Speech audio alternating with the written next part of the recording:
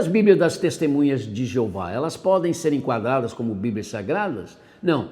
A Bíblia impressa pelos russelitas, não é? Que é um segmento contado à margem do protestantismo, eles seguem os estudos de Charles Taze Russell, e assim mesmo se chamam de Testemunhas de Jeová, possuem uma série de distorções nas traduções para apoiarem as doutrinas do grupo. Seguem abaixo alguns exemplos de mudanças que nós consideramos graves no textos da Bíblia que as Testemunhas de Jeová fizeram e usam. Eles colocam em sua Bíblia, em João 1, de 1 a 14, isso. No princípio era a palavra, e a palavra estava com Deus, em letra maiúscula, e a palavra era Deus, em letra minúscula. De modo que a palavra se tornou carne, e nós observamos a sua glória, uma glória tal como de um filho unigênito do Pai, e ele estava cheio de benignidade imerecida. Como está em nossa Bíblia esse mesmo texto, João 1, versos 1 e 14? Está assim: no princípio era aquele que era a palavra, ele estava com Deus, e era Deus. Aquele que é a palavra tornou-se carne e viveu entre nós. E vimos a sua glória, a glória como do unigênito vindo do Pai, cheio de graça e verdade. E não há um Deus de letra maiúscula e de minúscula, e o outro com minúscula. Eles colocam na Bíblia deles, em Mateus 28, 16 e 17, isso. Os 11 discípulos foram para Galileia, para o monte que Jesus lhes designara, e quando o viram, prestaram-lhe homenagens, mas alguns duvidaram. Mas como é que está em nossa Bíblia? Os 11 discípulos foram para Galileia, para o monte que Jesus lhes indicara, e quando o viram, o adoraram. Não prestaram-lhe homenagem, o adoraram, mas alguns duvidaram. As assim mesmas denominadas Testemunhas de Jeová não aceitam que Jesus é Deus que se fez gente, e por isso adulteraram a Bíblia no afã de justificarem as suas doutrinas. Mas a Sociedade Bíblica Canadense chegou a processá-los, porque eles não podem provar que a tradução deles é a correta. E a chamada Igreja de Jesus Cristo dos Santos dos Últimos Dias, mais conhecida como Mormons, ela aceita a Bíblia como nós? Não. Os adeptos desse segmento, também classificado como um segmento à margem do cristianismo protestante, seguidores dos ensinos de Joseph Smith, que viveu entre 1805 e 1844, aceitam que chamam de as quatro escrituras, a saber, a Bíblia, o livro de Mórmon, Doutrina e Convênios e a Pérola de Grande Valor. A Bíblia é considerada uma das escrituras e eles dizem que a mesma foi adulterada em vários trechos. E a chamada Igreja de Cristo Cientista, ela aceita a Bíblia como nós? Não. Os adeptos desse segmento, também classificados como um segmento à margem do protestantismo, eles consideram o livro Ciência e Saúde, escrito pela fundadora do grupo, a senhora Mary Baker, que viveu entre 1821 e 1910, com o mesmo valor da Bíblia. Nesse livro se ensina que as doenças e a morte são ilusões. Elas acontecem porque nós, seres humanos, as aceitamos. O dia quando isso deixar de acontecer, a doença e a morte desaparecerão da face da terra. E a chamada Igreja da Unificação, ou Associação do Espírito Santo para a Unificação do Cristianismo Mundial, ou ainda a Federação das Famílias para a Unificação e Paz Mundial. Essa organização que se diz cristã, ela aceita a Bíblia como nós? Não. Essa organização, também classificada como um segmento à margem do cristianismo protestante, ela foi fundada pelo coreano Sun Myung Moon, que era presbiteriano, ele morreu agora em 2012, e ela ensina que Jesus apareceu para o reverendo Moon como um ungido do Senhor, e que ele era o Senhor do segundo advento, e que ele recebeu a missão de estabelecer um mundo de paz e de felicidade. Na verdade, ele é considerado a nova encarnação de Jesus Cristo, porque Jesus teve a sua missão interrompida. Jesus não ressuscitou, pois o seu corpo foi invadido por Satanás.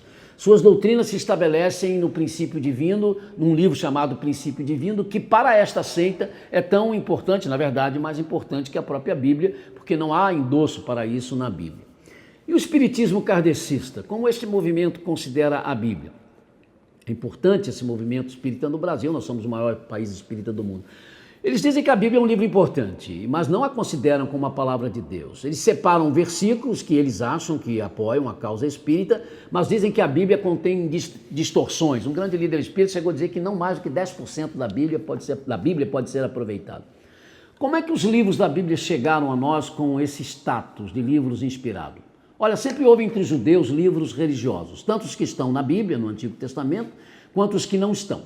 Com o passar do tempo, os seus líderes religiosos, aí cremos sobre a orientação do Espírito Santo, foram separando aqueles escritos religiosos que eles concluíram ser inspirados por Deus do que eles viam que eram bons livros, mas para instrução ou para folclore, mas não como doutrina sagrada. Da mesma forma, sempre houve entre nós, os cristãos, livros religiosos, livros que cremos o Espírito Santo atuou para que a igreja, sendo conduzida por ele, pudesse reconhecer aqueles livros que eram sagrados dos que não eram sagrados, os que eram inspirados por Deus, daqueles que não eram inspirados por Deus. E cremos que então, depois de pesquisas, essa liderança cristã chegou à conclusão de quais livros poderiam ser considerados como inspirados pelo Espírito Santo. A esse processo deu-se nome de cânon das Sagradas Escrituras. Então cremos que a escolha desses livros contou com a ação específica do Espírito Santo de Deus, sim.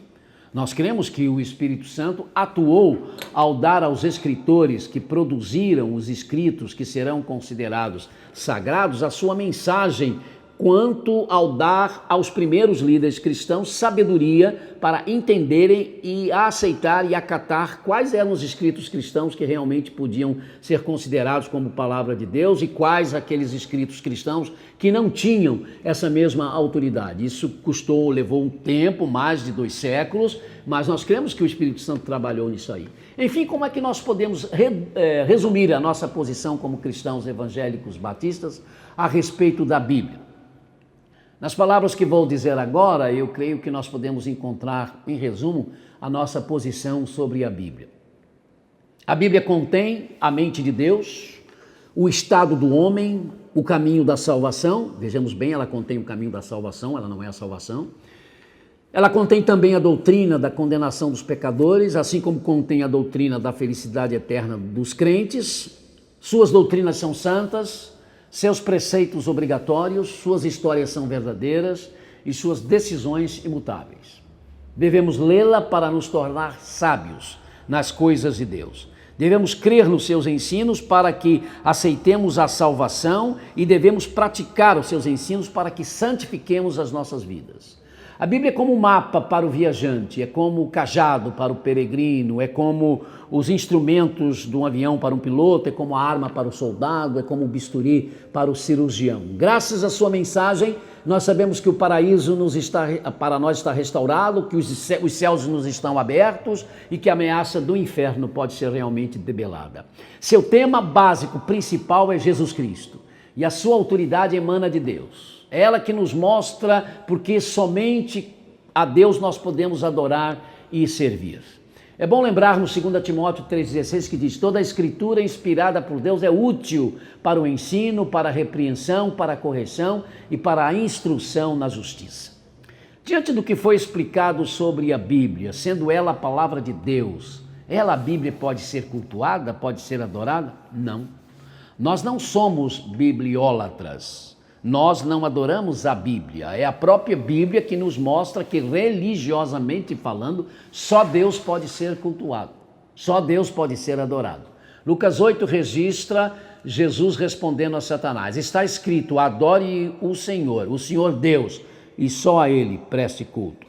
Em Apocalipse 19:10 nós temos o registro: então caí aos seus pés para adorá-lo, mas o anjo me disse: não faça isso, sou servo como você e como seus irmãos que se mantêm fiéis ao testemunho de Jesus. Adore a Deus. As palavras da Bíblia, não o livro, não o papel, são a palavra de Deus. Mas essa palavra de Deus que está na Bíblia não é o próprio Deus. Existe a palavra de Deus não escrita. Esta palavra de Deus não escrita, isto é, que não são os escritos que estão na Bíblia, é a pessoa de nosso Senhor e Salvador Jesus Cristo. A Bíblia nos diz que Jesus Cristo era o Verbo, ou era a palavra de Deus, que estava com Deus e era Deus, e que esta palavra de Deus, ou Verbo, se fez gente como a gente, como Filho de Deus, ou Deus como um Filho, e habitou em nosso meio. João 1, versos 1 e 14. A Bíblia nos revela que foi por meio dessa palavra de Deus, ou do Verbo que se fez gente, que Deus criou todas as coisas. João 1,3. A Bíblia diz que a palavra do Filho nos falou hoje, a Bíblia tem essas palavras. Então ele, Jesus, sendo essa palavra de Deus, ou o Verbo que estava com Deus, diante de Deus, que era assim o próprio Deus, é que deve ser e precisa ser cultuado. Pois não há como se cultuar, não há como se adorar a Deus em verdade, a não ser por meio de Jesus Cristo. João 5:23. Como podemos considerar então a atitude de certas pessoas que colocam um exemplar da Bíblia num lugar destacado das suas casas, que dormem com ela debaixo do travesseiro, que acham pecado se colocar um outro livro em cima da Bíblia, que acham que sempre se deve orar diante de um exemplar da Bíblia? Olha aqui, colocar um exemplar da Bíblia na mesa da sala ou num lugar de destaque da casa, assim como se faz na igreja, onde às vezes um exemplar da Bíblia é colocado num lugar de destaque, ou a figura da Bíblia é entalhada no púlpito, assim como colocar a figura da Bíblia na lapela de um paletó ou num cordão, deve tão somente significar uma forma de anunciar que nós cremos na autoridade das palavras que estão na Bíblia. Não é a forma do livro que significa essa autoridade, e sim o seu conteúdo. Quando deixamos a Bíblia guardada numa estante junto a outros livros, isso não significa que não creiamos e nem destaquemos a autoridade das palavras que estão dentro dela. Preocupações como as de não se colocar um exemplar da Bíblia junto a outros livros para que ela não seja contaminada, não permitir que se ponha um livro em cima de um exemplar da Bíblia, porque isso seria admitir que aquele livro é superior a ela. Deixar um exemplar da Bíblia na mesa da sala para proteger a casa, sempre ter uma Bíblia debaixo do travesseiro ou orar diante da Bíblia, né? E no caso pôr a Bíblia debaixo do travesseiro para não ter pesadelos, são manifestações de superstição, queridos, e não de respeito ou de cuidado para com a palavra de Deus, que nós chamamos de Bíblia. Muito melhor do que ter esse tipo de comportamento diante de um exemplar da Bíblia é procurar colocar o que as palavras que estão contidas nela, na Bíblia, nos ensinam. É colocar essas palavras nas nossas mentes e nos nossos corações. Que Deus possa nos ajudar então a compreender cada vez mais o valor da sua palavra para nós, esse presente maravilhoso, inefável, que o Espírito Santo continua mantendo entre nós e que, usando a sua mensagem, para nos confortar, nos consolar, nos santificar e para convencer pessoas também do seu pecado, da justiça de Deus e do amor de Jesus Cristo, porque isto tudo está escrito na palavra de Deus. Obrigado.